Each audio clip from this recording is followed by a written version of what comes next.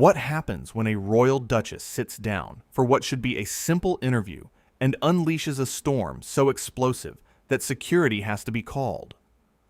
In just 38 seconds, one careless comment would turn a television interview into a full-blown catastrophe that would see Meghan Markle escorted from the building. The studio lights were hot, the cameras were rolling, and Piers Morgan sat across from his guest, ready for what he thought would be a straightforward conversation. He had no idea what was about to unfold. Meghan Markle had arrived at the studio with an entourage that immediately raised eyebrows. 3 assistants, a publicist, a personal photographer. For a 15-minute segment, it seemed a bit much, but Piers, ever the professional, welcomed her warmly. "Thank you for having me," Meghan said, settling into her chair. Her smile was bright, but there was something behind it, something that felt rehearsed. "Pleasure to have you here," Piers replied. "We have a lot to talk about. Your charity work, your new projects. Let's dive in." The first few minutes were smooth enough. They talked about her foundation, about her plans for the future. Standard interview fare. Meghan smiled. She laughed at the right moments. She gave practiced answers about empowerment and making a difference. Everything seemed fine. "Your charity has raised quite a bit of money," Piers noted, glancing at his notes. "Over £2 million in the last year alone." "That's impressive." "Thank you," Meghan said, beaming. "We've worked really hard to build something meaningful, something that actually helps people." "And what's next for you?" Piers asked. "Any new projects in the pipeline?" "Several things," Meghan replied. "I'm working on a book, developing some content for streaming platforms, really exploring all the creative opportunities available to me." It was all going smoothly. Too smoothly, perhaps. And then Piers asked the question, the one that would change everything. "You've spoken a lot about privacy," he said, "yet you've done numerous interviews, photo shoots, even a podcast. How do you square that circle?" The temperature in the room dropped. Meghan's smile faded. Her eyes narrowed. "I think that's a very reductive question, Piers," she said slowly. "You're simplifying something that's incredibly complex." The crew could sense it. The shift in energy. The way Meghan's body language had changed. She was sitting up straighter now, more rigid. Her smile had vanished completely. Piers leaned forward slightly. "I'm not trying to reduce anything. I'm asking how you reconcile wanting privacy while actively seeking publicity."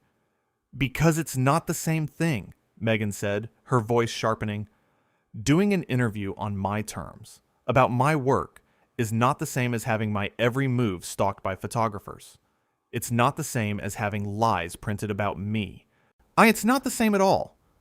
"But you do see the contradiction, surely," Piers pressed gently. "You can't really claim to want privacy while simultaneously giving interviews, doing photo shoots, and maintaining a very public profile." Meghan's jaw tightened. "That's not what I'm doing." "Isn't it, though?" Piers asked, keeping his tone conversational. "I'm genuinely curious. Help me understand the distinction you're making." "The distinction," Meghan said, her words clipped, "is consent. It's about control. It's about being able to share my story on my own terms, not having it stolen from me by tabloids and gossip columns." "Fair point," Piers acknowledged. "But when you put yourself in the public eye, when you court attention, you can't really dictate how people respond to that, can you?" "Well, you're here right now," Piers said calmly. "On television, being interviewed. That's the definition of publicity." The tension was building. You could feel it radiating off Meghan. Her publicist, standing just off camera, shifted nervously. "You don't understand," Meghan said, her voice rising. "You sit here in your comfortable chair, with your comfortable life, and you judge people. You judge me. You judge my choices. You judge my pain. But you have no idea. No idea what it's like." "Then help me understand," Piers said evenly. "That's what this interview is for. To help people understand your perspective." "No," Meghan shot back. That's not what this is. This is you trying to trap me, trying to make me look bad. You already have your narrative written. Nothing I say will change it. Piers remained calm. I'm not judging anyone. I'm asking a legitimate question, one that I think a lot of people wonder about. If you don't want to answer it, that's your choice. But please don't suggest I have some hidden agenda here. Hidden? Meghan scoffed. There's nothing hidden about your agenda, Piers. You've been after me for years. Every column, every segment, every tweet. You never miss a chance to take a shot. When criticism is warranted, yes, I offer it, Piers replied. But I've also acknowledged when you've done good work. This isn't personal. It's professional. A legitimate question? Meghan laughed, but there was no humor in it.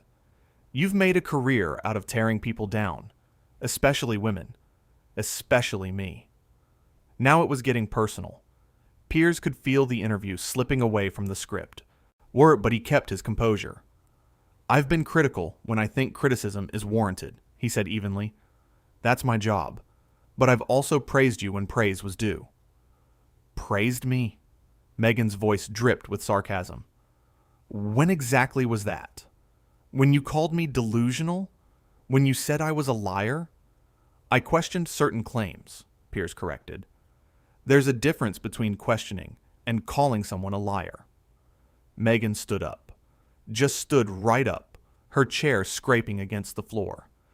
The crew froze. The cameras kept rolling. I don't have to sit here and take this, she announced. Piers looked genuinely confused. Take what? I asked you one question about privacy. You're the one who made it personal. One question? Meghan's voice was climbing toward a shout now. This whole thing was a setup. You brought me here to humiliate me. The publicist rushed onto the set, her heels clicking urgently against the floor. Maybe we should take a break, she suggested, her hand on Meghan's arm, but Meghan shook her off. She was locked in now, staring daggers at Piers. Nobody set you up, Piers said, his voice still measured. We agreed on the topics beforehand. Privacy and publicity was on that list. You twisted it, Meghan shot back. You always twist everything. I asked a straightforward question, Piers insisted. If you can't answer it, that's fine. But don't blame me for your discomfort. That did it. That one word. Discomfort. Something about it sent Meghan over the edge. My discomfort, she repeated, her voice shaking. You have no idea what I've been through. No idea what it's like to be scrutinized every single day. To have every word, every action picked apart by people like you. Piers spread his hands. You chose this life. Wrong thing to say. Absolutely the wrong thing to say. I chose this life. Meghan's voice was a crescendo now. I chose to be harassed. I chose to be vilified. I chose to have my mental health destroyed? No, Piers said firmly. But you chose to marry into the royal family. You chose to do interviews. You chose to write books. Those were your choices. Meghan's face was red now. Her hands were shaking. The publicist was frantically gesturing to the producer, trying to get them to cut to commercial. You know what your problem is, Piers? Meghan said, her voice low and dangerous. You're a bitter, small man who can't stand to see a strong woman succeed. The crew collectively held their breath. This was crossing a line. Way crossing a line. Piers didn't take the bait. I've supported plenty of strong women, he said quietly. This isn't about gender. It's about accountability. Accountability? Meghan spat the word. You want to talk about accountability? How about you? How about all the lives you've ruined with your lies and your attacks? Name one, Piers challenged. Name one person whose life I've ruined. Meghan opened her mouth, then closed it. She couldn't. She didn't have an answer, and that made her even angrier. This interview is over, she declared. We still have 10 minutes, Piers said, checking his watch. Unless you want to walk out in the middle of your own interview. I'm not walking out, Meghan said. You're throwing me out. You're silencing me. Piers actually laughed at that. He couldn't help it.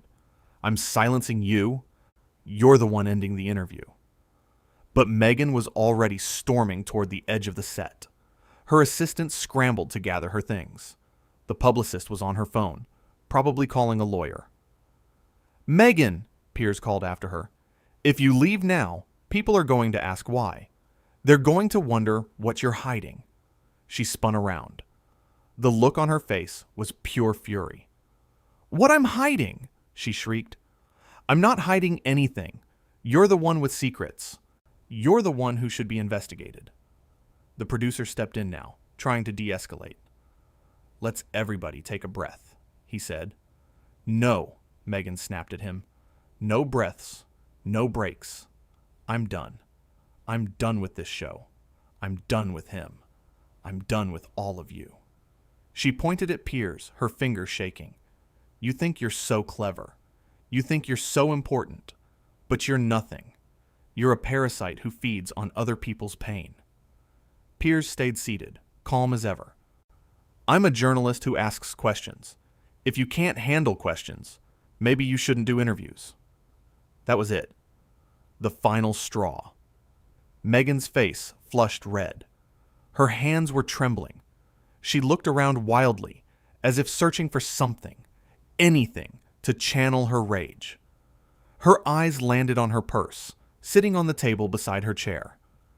For a split second, everyone in the studio held their breath. Surely she wouldn't. She couldn't possibly. But she did. Meghan grabbed her purse and hurled it across the set. It sailed through the air. A designer handbag turned projectile, missing Piers by several feet, but making her intent crystal clear. The thud as it hit the floor echoed through the shocked silence. Get her out of here, the producer said urgently into his headset. Get security now. I don't need security, Meghan shouted. I'm leaving. But the producer wasn't taking chances. 2 security guards appeared at the edge of the set, ready to step in if needed. Piers finally stood up. Meghan, I'm sorry you feel this way, he said. But throwing things? Really? Is that how you handle disagreement? Don't you dare, she hissed. Don't you dare act like you're the victim here. I'm not acting like anything, Piers replied. I'm just sitting here, doing my job. You're the one who turned this into a circus. Meghan's entourage had surrounded her now, creating a protective barrier. They were all talking at once, each trying to calm her down, trying to get her to leave. This will be everywhere, the publicist was saying. We need to control the narrative. We need to get ahead of this. But Meghan wasn't listening. She was staring at Piers, her chest heaving, her eyes blazing. You'll regret this, she said, her voice icy. Mark my words, Piers. You will regret this. Piers shrugged. I have nothing to regret. I asked a fair question. You're the one who couldn't handle it. Fair? Meghan laughed bitterly. There's nothing fair about you. The security guards had positioned themselves nearby, not touching her, but making their presence known. The message was clear. Time to go. Ma'am, one of them said gently, we need to clear the set. Meghan looked at the guard, then back at Piers. For a moment, it seemed like she might say something else, something even more explosive. But her publicist put a hand on her shoulder. Let's go, the publicist urged. Please, let's just go. Meghan took a deep breath, then another. She was trying to compose herself, trying to regain some dignity. But the damage was done. Her makeup was smudged from angry tears she hadn't realized she'd shed. Her hair, perfectly styled when she'd arrived, was now slightly disheveled from running her hands through it in frustration. She looked like someone who'd been through a battle, and in her mind, she had been. The studio lights seemed brighter now, harsher, exposing every flaw, every crack in her composure. She could feel dozens of eyes on her. The crew, the cameras, all of them witnessing her meltdown, all of them recording it for posterity. Fine, she said finally. I'll leave. But this isn't over. Not by a long shot. You haven't heard the last of this, Piers. You haven't heard the last of me." She turned on her heel and marched toward the exit, her entourage scrambling to keep up. The security guards followed at a discreet distance. As she reached the door, she paused. Without turning around, she spoke one last time. "You're a disgrace to journalism," she called back. Piers smiled slightly. "And you're a disgrace to honest conversation." The door slammed. She was gone. The studio was silent. The crew stood frozen, not sure what to do. The cameras were still recording, capturing every awkward second. Piers sat back down in his chair, straightened his tie, and looked directly into the camera. "Well," he said, "that was interesting." The producer's voice crackled in his earpiece. "We're going to commercial. Stay right there." During the break, the crew buzzed with shocked whispers. Had that really just happened? Had Meghan Markle really thrown her purse and stormed off the set? Piers remained calm. He'd been in television long enough to know that these moments, while dramatic, were part of the job. Some guests couldn't handle tough questions. Some guests came in with an agenda and got upset when it didn't go their way. The makeup artist rushed over to powder his forehead. "Are you okay?" she asked. "I'm fine," Piers said, "though I could use some water." An assistant brought him a bottle. He took a long drink, then checked his notes. There were still segments to do. The show had to go on. When they came back from commercial, Piers addressed what had just happened. "For those just joining us," he said, his tone measured, "our planned interview with Meghan Markle ended abruptly. I asked her about balancing privacy with publicity. She took offense. Things escalated. She chose to leave." He paused, letting that sink in. "I believe in asking tough questions," he continued. "I believe in holding people accountable, regardless of their title or status. If that makes me unpopular with some guests, so be it. My job isn't to make people comfortable. It's to get to the truth." Behind the scenes, Meghan's team was already working damage control.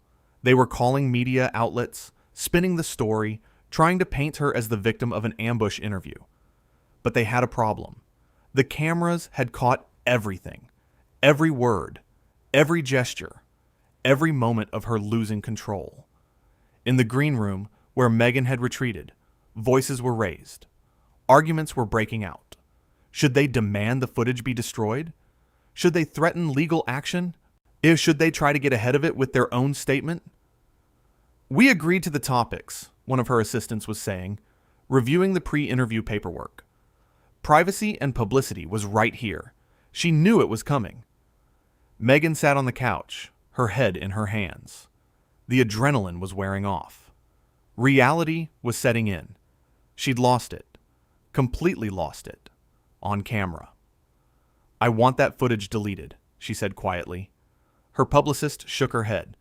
"That's not how television works. And it's already recorded. It's already backed up. And honestly, trying to suppress it would only make things worse." "Then what do we do?" Meghan asked, her voice small. The publicist sat down beside her. "We own it. We say you were frustrated by his pattern of attacks. We say you stood up for yourself. We make you the hero, not the villain." But even as she said it, they both knew it would be an uphill battle. The footage didn't lie. Piers had been calm. She had not. Back on set, Piers was wrapping up the show. He didn't dwell on what had happened. He moved on to other topics, other guests, other stories. Professional to the end.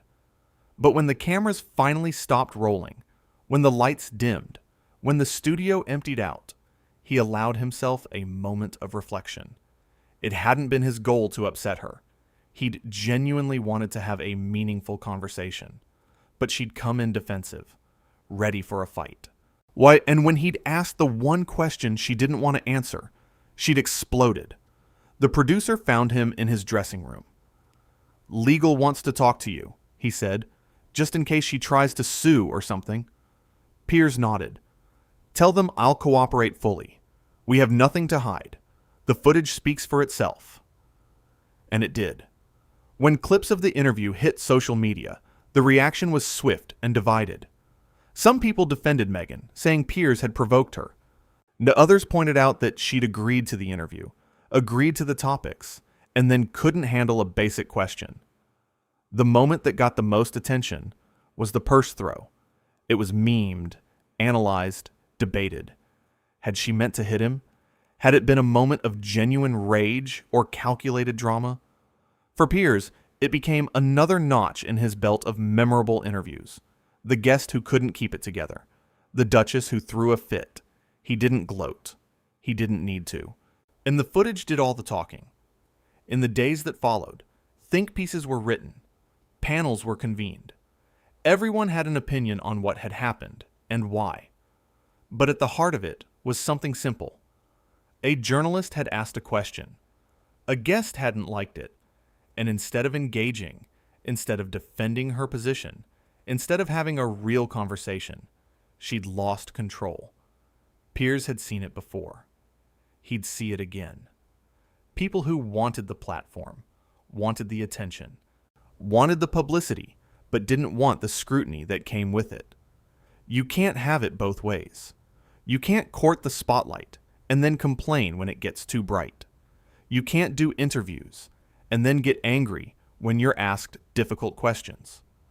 That was the lesson. That was what the whole mess came down to. Meghan Markle had come to the show thinking she'd control the narrative, thinking she'd get soft questions and sympathetic nods, thinking it would be easy.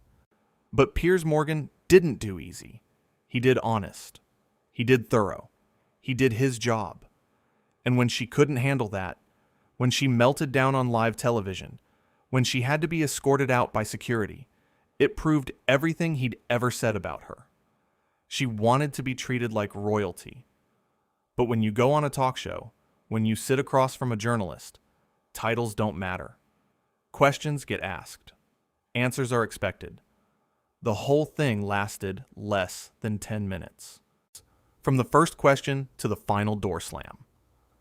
10 minutes that would be replayed, dissected, and remembered for years to come. 10 minutes that showed the difference between someone who could handle pressure and someone who couldn't. 10 minutes that answered the question Piers had asked more thoroughly than any words could have. Privacy and publicity. You can't have both. And if you try to claim you can, if you try to play both sides, eventually someone will call you on it. Piers Morgan called her on it, and Meghan Markle couldn't handle the truth. So she threw a purse, lost her composure, made a scene, and walked out, leaving behind a studio full of shocked crew members, hours of damning footage, and one very calm host who'd simply done his job. That's the story. That's what happened when a duchess met a journalist who wouldn't play along. When entitlement met accountability. When control met reality. It only took 38 seconds from that first question to the moment everything started falling apart. 38 seconds for Meghan to show her true colors. 38 seconds that defined the entire encounter. And in those 38 seconds, Piers Morgan proved once again why he's one of the most fearless interviewers in television. Not because he wanted to create drama, not because he wanted to humiliate anyone, but because he refused to back down from asking the questions that needed to be asked, even when the guest couldn't handle it, even when things got heated, even when security had to be called. He stayed calm. He stayed professional. He stayed true to his principles. And that's why, when people look back on this moment, they'll remember who kept their cool and who lost it. They'll remember who asked fair questions and who couldn't answer them. They'll remember who acted like a professional and who acted like a child. The cameras captured it all. Every word, every gesture, every revealing moment, and no amount of spin could change what actually happened in that studio. What happens when a royal duchess sits down for what should be a simple interview and unleashes a storm so explosive that security has to be called? You get a masterclass in how not to handle media scrutiny. You get a perfect example of entitlement meeting reality. You get a moment that defines everyone involved. And in just 38 seconds, one careless comment, one defensive reaction, one inability to handle a straightforward question turned what should have been a routine interview into a catastrophic meltdown that would see Meghan Markle escorted from the building, leaving Piers Morgan sitting calmly in his chair, having done nothing more than his job.